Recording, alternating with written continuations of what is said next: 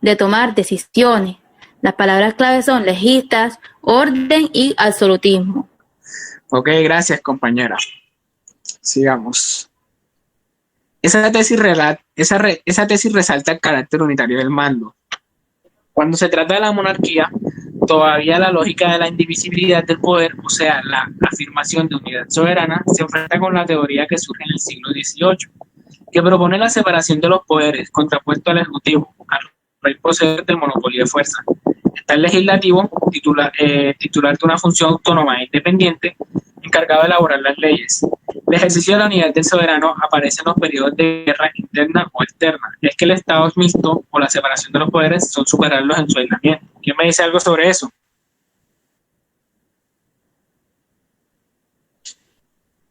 Yo tomo la palabra. Dale, Indis.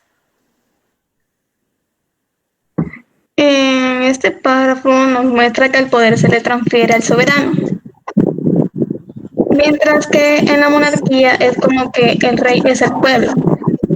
Idea de representación opositoria. Las palabras claves pueden ser poder, soberano y monarquía. Ok. Gracias. Según Bodin, el concepto de la soberanía como poder absoluto y perpetuo de una república fue ideado por los legistas. En cierto sentido, este concepto es el emblema del absolutismo del siglo XVI y que se impone para hacer frente a la orden política, social y religiosa feudal. La soberanía consiste en el poder absoluto e incontestable de tomar decisión porque alguien tiene poder universal de decidir.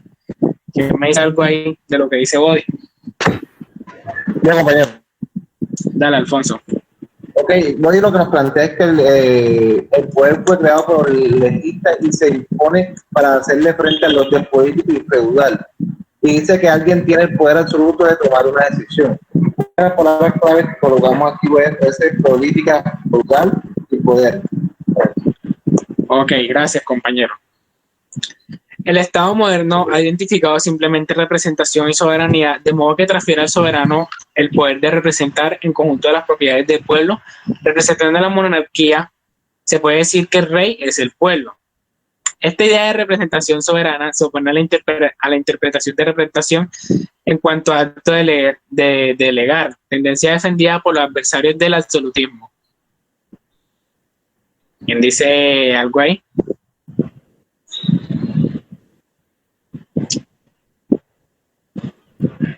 ¿Quién dice algo?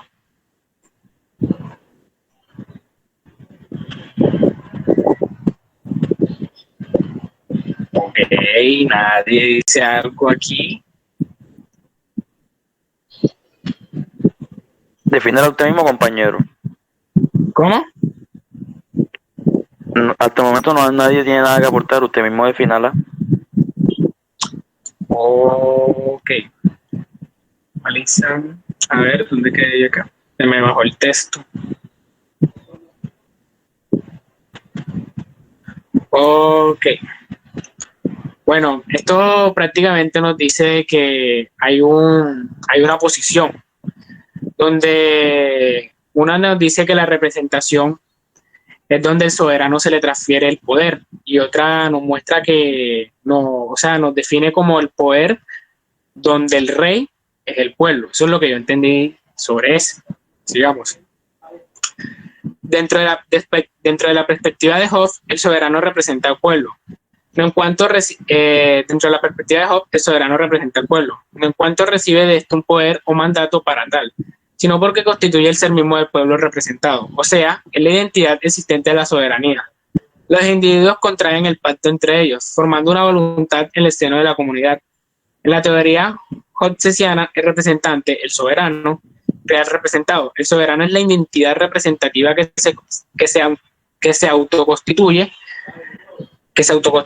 La corriente absolutista pierde su hegemonía durante el siglo XIX, dejando lugar a la representación, donde encontramos a Sieyes, el lado de Thomas Paine, Hamilton y Madison, uno de los representantes más expresivos. Este concepto de soberanía se constituye en uno de los fundamentos del Estado moderno, que hoy en día se encuentran actualmente en crisis, principalmente ante el fenómeno de globalización y que al parecer de Habermas está quitando a los gobiernos el poder de tomar decisiones internas, porque otros actores externos han asumido el espacio público de la decisión. ¿Quién me dice algo sobre esto? Yo, compañero. Dale, compañero, te doy la palabra. Ok, lo que podemos entender es que el soberano representa al pueblo no en cuanto reciba poder o mandato como tal, sino porque constituye el ser mismo del pueblo, representando sea la identidad existente de la soberanía. Los individuos contraen el pacto entre ellos formando una voluntad en el centro de la comunidad. Podemos encontrar palabras clave ya tales como comunidad, soberano, poder, mandato, pueblo. Ok, compañero, gracias. Ok. Bueno, sigamos aquí. La crisis de la soberanía en el Estado moderno.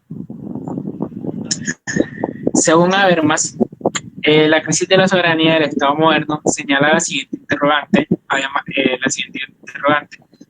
Además de los estados nacionales, a un plano supranacional y global, el poder destructivo ecológico, social y cultural del capitalismo planetario puede ser puesto bajo control. Pues sí, sigo aquí, no he terminado. Por un lado, es verdad que la Europa en la posguerra y el Estado capitalista nacionales a través del Estado social ha conseguido controlar un sistema económico altamente productivo partiendo de la idea de progreso y desarrollo. Han defendido la promesa republicana de la inclusión igualitaria de todos los ciudadanos. Han creado la idea de autolegislación, o sea, los destinatarios de las leyes son sus autores. En resumen, han ampliado la dimensión política de la sociedad actuando sobre sí misma. Del otro, se verifica que el Estado-nación, en el contexto modificado de la economía y de las sociedades mundiales, llega al límite. Gracias, pues la domesticación política del capitalismo global y la democracia presentan problemas de funcionamiento. ¿Me dice algo sobre eso? Yo hago la palabra. En este párrafo nos importante. Si el poder destructivo del capitalismo puede ser detenido. Por otro lado, nos habla de un sistema económico altamente productivo por parte del Estado social. Y el último nos dice que el Estado-nación, el contexto económico y de la sociedad mundial, llegan al límite de la eficacia. Las palabras claves que podemos encontrar es capitalismo, poder, límite, economía y Estado. Ok, gracias compañero, todo fine. Bueno, el Estado Nacional y la democracia. El Estado Nacional se enfrenta con una economía transnacional, o sea, se han roto las fronteras de la economía, de la sociedad y de la cultura que habían sido construidas sobre bases territoriales y que se remontan al siglo XVII. Además, se verifica una desregulación en la política y en el sistema jurídico, un desequilibrio en las transacciones económicas, una ruptura de tradiciones nacionales, tal como habían sido elaboradas dentro de las fronteras del Estado territorial. ¿Quién me dice algo sobre eso? Compañero. Dale, compañero Alfonso. Ok, el Estado Nacional y la democracia lo que nos plantean esto es que podemos entender que el Estado enfrenta una economía transnacional, ya que están enrotadas la economía cultural que había sido construida sobre las bases sociales. Existen dos palabras claves fundamentales de este transnacional y bases territoriales. Okay. Gracias, compañero. Aquí vamos. Habermas apunta a tres aspectos de la privación del poder o de la soberanía del Estado Nacional. Primero, pérdida de la capacidad de control estatal y de la autonomía, pues el Estado no consigue defender a sus ciudadanos contra los efectos externos y las decisiones de otros actores fuera de sus fronteras. Hay, por tanto, una transposición espontánea de fronteras. Segundo, creciente déficit de legitimación en el proceso de decisiones. Las decisiones demócratas no coinciden con lo que son afectadas por las mismas. Las políticas son sustraídas a la formación democrática de la opinión y de la voluntad. Paso de las instancias nacionales de decisión para las comisiones interestatales, compuestas por representantes del gobierno. ¿Quién me dice algo ahí? ¿Me hace una relación? Ok, compañero, voy a hablar yo. Dale, compañero. Según Habermas, nos dice que los mercados no pueden ser democratizados debido a que la política hace autorreferente, ya que esto dice que hay una desreglamentación o despotencialización o limitación en el poder público, lo que hace referencia a que ese poder tiene ciertos términos o acabamientos. palabras clave podría ser límite, reglamentación, depotencialización y política. Gracias. Ok, gracias, compañero. Frente al desmantelamiento del Estado Nacional y el no funcionamiento de la democracia, Habermas afirma que existen 4 posibles respuestas políticas. Las 4 respuestas políticas frente a estos desafíos, estas son las 4 salidas que Habermas entiende como posibles escenarios globales. A favor de la globalización. Sigue la ortodoxia neoliberal, recomienda la subordinación incondicional al Estado del imperativo de la integración social planetaria por medio de los mercados. Contra contra la globalización y desterritorialización, que motiva la búsqueda de una tercera vía, en 2 variantes, una defensiva y otra más ofensiva. La tercera vía, más defensiva, parte del supuesto de que el capitalismo sin barreras mundiales no puede ser domesticado, sino apenas amortiguado nacionalmente. No hay como anular la subordinación de la política al imperativo de una sociedad mundial integrada por el mercado. Se debe cambiar la relación entre riesgo y seguridad para desarrollar una sociedad de inversiones responsables en las esferas del gobierno, de las empresas y del mercado del trabajo, y de la sociedad del pleno empleo, de una forma de vida orientada por el mercado, o sea, reconocer en cada ciudadano un empresario de su propio capital humano. La tercera vía, que es la ofensiva, existe en una forma plasmada en una política que se sobrepone en los mercados sin freno. El plan de supramocional afirma que privada la política en la relación a la lógica del mercado. ¿Me dice algo sobre eso? Habermas nos dice que del Frente Nacional hay 4. No se le escucha bien. No se le escucha, compañero. No se me escucha, ahí me escuchan. Ahora sí, Ahora sí. Sí.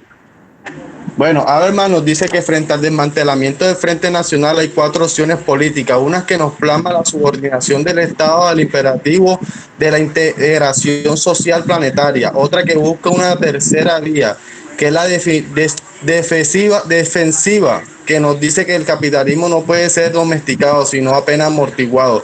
Y la ofensiva sobrepone a los mercados sin freno en el plan supranacional. Buen aporte, compañero. Bueno, según el entender de Habermas, esta última variante recuerda al voluntarismo, pues supone postulados normativos que no pueden ser solucionados dentro de los modelos nacionales. La salida de la constitución de unidades políticas mayores y regímenes transnacionales, sin romper con la legitimación democrática y compensando la pérdida de funciones del Estado Nacional. La política en la policía interna a largo plazo una sólida infraestructura no desvinculada de los procesos democráticos de legitimación. Para Habermas, los mercados no pueden ser democratizados, pues tienen una política autorreferente en la medida en la que hay una desreglamentación de los mercados. Hay también una despotencialización o una autolimitación del poder político con el fin de implementar decisiones colectivas vinculantes. ¿Quién dice algo ahí? Ok, compañero, bueno, ya ahí sí nos regresamos a lo que habíamos dicho anteriormente, que según Habermas dice que los mercados no pueden ser democratizados debido a la política autorreferente, ya que esta dice que hay una desreglamentación o descontabilización o limitación en el poder público, lo que nos hace referencia a que ese poder tiene ciertos términos o acabamientos. Ahí podemos citar varias palabras clave y lo diré: el límite de reglamentación, de potencialización y política. Ok, gracias, compañero. Vamos a ver. El concepto de soberanía del Estado moderno, así como se ha expuesto, se encuentra en crisis. ¿Será que la teoría hegeliana de la soberanía en cuanto a la mediación de la soberanía interna entre los poderes y la relación soberana en un nivel externo con los demás estados puede ofrecer una salida para este problema? Veamos cómo Hegel elabora su teoría y posteriormente la confrontamos con la crisis actual. Bueno, aquí, como ven, ya no es algo como para sacarle conclusión, sino que es como una interrogativa.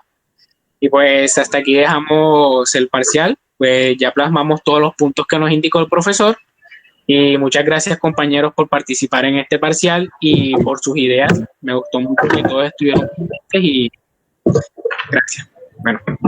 Listo.